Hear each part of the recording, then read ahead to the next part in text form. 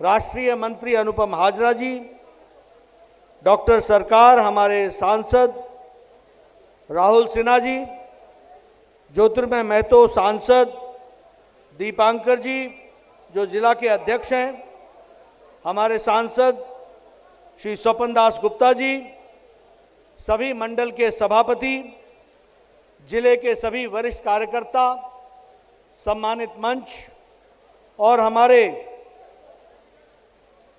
Electronic media और print media के हमारे सब साथीगण, सभी सज्जन वृंद।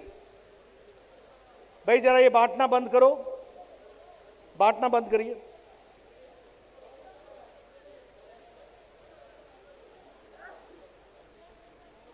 मित्रों, सबसे पहले तो ये श्री अरबिंदो की भूमि, स्वामी विवेकानंद की भूमि, गुरुदेव रविंद्रनाथ टैगोर जी की भूमि, नेताजी सुभाष चंद्र बोस जी की भूमि और श्यामा प्रसाद मुखर्जी जी की भूमि को मैं नमन करता हूं और इस बंगाल की धरती को नमन करते हुए प्रेरणा लेता हूं कि किस तरीके से प्रदेश को आगे बढ़ाना है। उसके लिए भारतीय जनता पार्टी कार्य के लिए इच्छुक भी है, उत्सुक भी है और पूरी ताकत से आगे बढ़ने का काम कर रही है। मित्रों, आज मैं यहां आया हूं, जो आने में मुझे दृश्य देखने को मिला वह इस बात को बताता है कि ममता जी के राज में बंगाल अराजकता का पर्यायवाची बन चुका है, असहिष्णुता का पर्यायवाची बन चुका है। It has become a state of lawlessness and A state of intolerance. आज मैं यहां पहुंचा हूं तो मां दुर्गा की कृपा से पहुंचा हूं। टीएमसी के कार्यकर्ताओं ने और उनके गुंडों ने कोई कसर नहीं छोड़ी थी प्रजातंत्र के गले को दबाने के लिए, उसको समाप्त करने के लिए। लेकिन मैं भी आपको बताना चाहता हूं कि ये गुंडाराज, ये अराजकतावाद, ये ज्यादा दिन नहीं चलने वाला है। ममता जी, आपकी सरकार जाने वाली है और कमल खिलने वाला है, इस बात को हमको समझना चाहिए। जब मैं जंगल राज कहता हूं तो मैं ऐसे ही नहीं कहता हूं। आप देखिए हमारे कैलाश विजयवर्गीय जी, आप देखिए हमारे राहुल सिन्हा, आप इनकी गाड़ियों को देखिए। मैं तो आज इसलिए सुरक्षित हूं क्योंकि मेरे पास बुलेट प्रूफ गाड़ी थी, अन्यथा कोई गाड़ी नहीं छूटी जिस पर अटैक नहीं हुआ है। यह गुंडा राज जो हमने देखने को मिला है, इसको नस्तो नाबूद करना है और प्रजातंत्र को यहां पर खिलाना है, इस बात को हमको समझना चाहिए।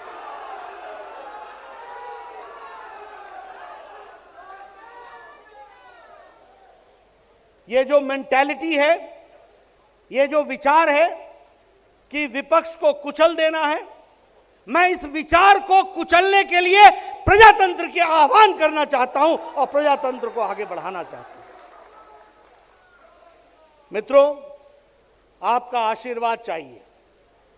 बंगाल जो संस्कृति के लिए जाना जाता है, बंगाल जो सभ्य भाषा के लिए जाना जाता है, बंगाल जो सभ्यता के लिए जाना जाता है, लेकिन ममता जी ने जिस तरीके का कृत्य किया है और जिस तरीके से वो सरकार चला रही है, बंगाल जो देश को दृष्टि देने वाला था, आज बंगाल को नीचे लाने का काम पकड़ा है ममता जी ने। इसको हमको फिर से ऊपर उठाना है और सोनार बंगाल बनाना है, इसको हमको समझना चाहिए। क्या रविंद्रनाथ टैगोर ने यह भाषा सिखाई थी, तू तड़ाक की भाषा? क्या श्री अरबिंदो ने यह भाषा सिखाई थी? किसने यह भाषा सिखाई थी? यह संस्कृति की जननी, यह सभ्यता की जननी बंगाल आज ममता जी के राज में जिस तरीके से लोअर हाइट्स पर आ गया है, इसको फिर से ऊंचा उठाना है और बंगाल को फिर से उस जगह पर स्थापित करना है जिस बात के लिए बंगाल जाना गया है। इसको हमको समझना चाहिए। मित्रों, इस बंगाल में पिछले 1 साल में 130 कार्यकर्ताओं की हत्या हो गई। 100 कार्यकर्ताओं का तो तर्पण मैंने किया है, 100।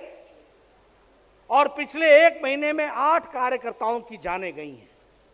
और आज भी मालूम नहीं हमारे मोटरसाइकिल पे आने वाले लोगों को जिस तरीके से अटैक किया गया।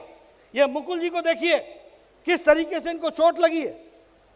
अभी कैलाश जी अपना फर्स्ट एड कराने गए हैं। मैं इसलिए सारी बातें आपके सामने कह रहा हूं कि यही डायमंड हार्बर है ना, जहां से ज्योतिर्मय जी ने यहां का नेतृत्व किया था, who was known to be a known parliamentarian. और आज यहां का सांसद संसद में दिखता भी नहीं है। यह परिस्थिति आकर के खड़ी हो गई। It is a shame on democracy. यह प्रजातंत्र के लिए शर्म का विषय है। पुलिस का राजनीतिकरण हो रहा है, प्रशासन का राजनीतिकरण हो रहा है। आप बताइए, यह चलने देना है क्या? यह चलने देना है क्या? कमल खिलना है, कमल खिलना है। यही मैं आपसे कहने आया हूं। मित्रों, मैं तो सच में कल से देख रहा हूं, प्रशासन नाम की चीज ही नहीं है। There is no administration. प्रशासन कोलैप्स कर चुका है, कहीं दिखता नहीं है। अगर हमारी सेंट्रल सिक्योरिटी फोर्सेस ना हो तो बंगाल घूमना मुश्किल है। मैं समझ सकता हूं कि कार्यकर्ता की क्या हालत होती होगी, लेकिन मैं विश्वास दिलाना चाहता हूं, चुनाव की तैयारी करो, डायमंड हार्बर से भी हम कमल खिलाएंगे। इस बात को मैं आपको संदेश देने आया हूं।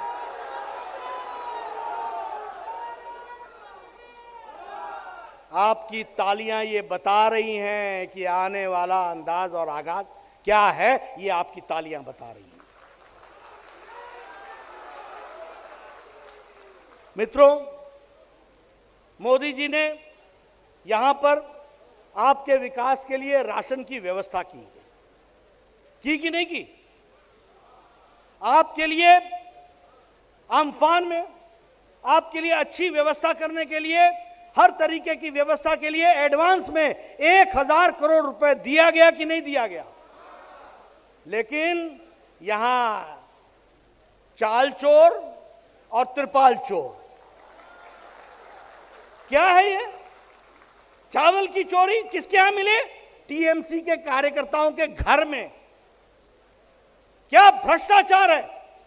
और ममता जी कहती है 75% कट बनी, 75% पार्टी को, 25% डिस्ट्रीब्यूट कर दियो। क्या भाषा है, क्या तरीका है, क्या सोच है, किस तरीके का भ्रष्टाचार है। आप बताइए, मोदी जी ने 80 करोड़ की जनता के लिए 5 किलो गेहूं, 5 किलो चावल और 1 किलो दाल प्रति व्यक्ति भिजवाया था कि नहीं भिजवाया था? और टीएमसी के कार्यकर्ताओं ने चोरी की कि नहीं की? मित्रों, इनको अगले चुनाव में घर बैठाना है और कमल खिला करके भाजपा लानी है। इसकी हमको चिंता करनी चाहिए।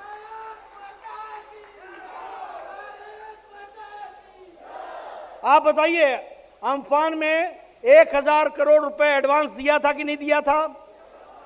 वो पैसा खर्च नहीं हुआ, उसमें भ्रष्टाचार हुआ। और उसके बाद हाई कोर्ट में चीफ जस्टिस ने कहा कि सीएजी से इसका अकाउंटिंग कराओ, इसकी ऑडिटिंग कराओ। कहा कि नहीं कहा? और ममता जी सुप्रीम कोर्ट गई कि नहीं गई? भ्रष्टाचार को छुपाने के लिए सुप्रीम कोर्ट गई। भय काहे का है? काहे का भय है? भय इसलिए है क्योंकि भ्रष्टाचार किया है, अनाचार किया है। आप बताइए कि हमारे प्रधानमंत्री जी ने आयुष्मान भारत में 4 करोड़ 67 लाख लोगों को 5 लाख रुपए सालाना हेल्थ कवर देने का तय किया था कि नहीं तय किया था? किया था कि नहीं किया था? और ममता जी ने उसको रोका है कि नहीं रोका है? रोका है कि नहीं रोका है?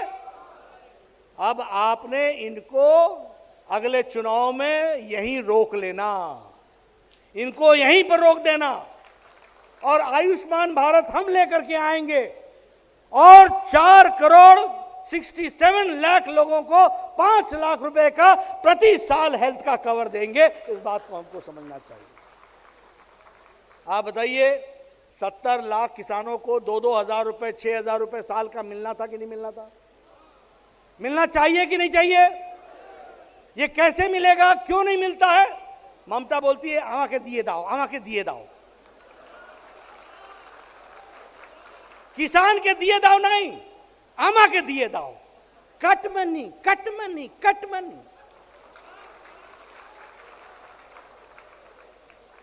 आपने इलेक्शन में इनको आपने छुट्टी करनी है, इनको आराम देना है और भारतीय जनता पार्टी को काम देना है ताकि 60-70 लाख किसानों को हम उनका प्रधानमंत्री किसान सम्मान निधि मोदी जी का पहुंचा सके। इस बात की हम कोशिश कर सके।